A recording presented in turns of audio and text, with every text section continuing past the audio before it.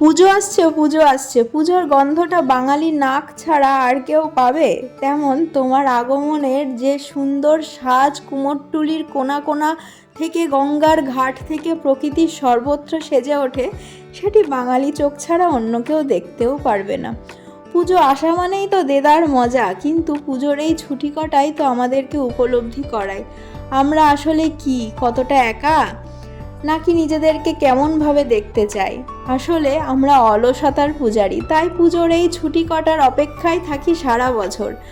আর pandal hopping, প্যান্ডেলে ঢুকেই প্রথমে স্ট্যান্ড ফ্যানের সামনে দাঁড়িয়ে পড়া, সেলফি তোলা, এই সমস্ত কিছুর মাঝেও তোমার কাছে একটু প্রার্থনা জানিয়েই ফেলি, মাগো পরের বছরের স্বাধীনতাটা আর একটু বাড়িয়ে দিও।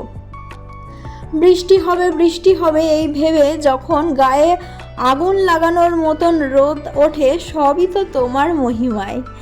তো তোমার এই সুন্দর মুখটি দেখে মন একেবারে ভরে যায়, আর তোমার কাছে আরও প্রার্থনা জানাই, পরের বছর এত অল্প ছুটি নিয়ে এসো না মাগো। তোমার কৈলাসে কি কাজ আছে বলো তো? কাজ তো তোমার এখানেই। এত অসুরের এত রূপ, তুমি ছাড়া আমরা কি পারি? আসলে তুমি আসবে বলে আমরা তো নানা রূপে সেজে উঠি, আর সেই সমস্ত কিছুর মাঝেই তোমার কাছেই বিভিন্ন আর্জি জানাই। পুজো মানেই বাঙালির কাছে ঘোরাঘুরি, ছুটির চরম আমেজ, ভোগ করা, রাত জেগে ঠাকুর দেখা, বেলা পর্যন্ত ঘুমানো, কি মজা! কিন্তু এই মজার দিনগুলো যে ভীষণই কম। সেই কম দিনগুলোকে আরেকটু বাড়িয়ে দিলে ক্ষতি কি? দেবী দুর্গার হাতে অসুর বধ তো হয়, কিন্তু এবার লোভ, অহংকার, এই ধরনের অসুরের বধ হোক মনুষ্যত্ব রূপী দুর্গার কাছে।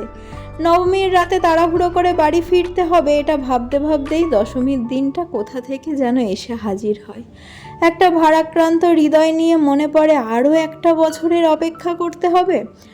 তোমার পুজোর জন্য যে 5টা দিন ছুটি পেলাম, তাতেই যা অলস হয়ে গেছি, কিভাবে আবার কাজের শক্তি পাবো বলো তো? কিন্তু তোমার ওই শূন্য আসনের প্রদীপখানি যে সেই শক্তিটাই যোগায় আরও একটা বছরে তোমার অপেক্ষা করার।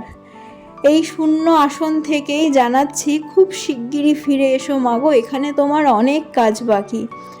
সকলকে বিজয়ার শুভেচ্ছায় আন্তরিক অভিনন্দন এবং বড়দের আমার প্রণাম জানাই। সকলে খুব ভালো থাকবেন, সুস্থ থাকবেন।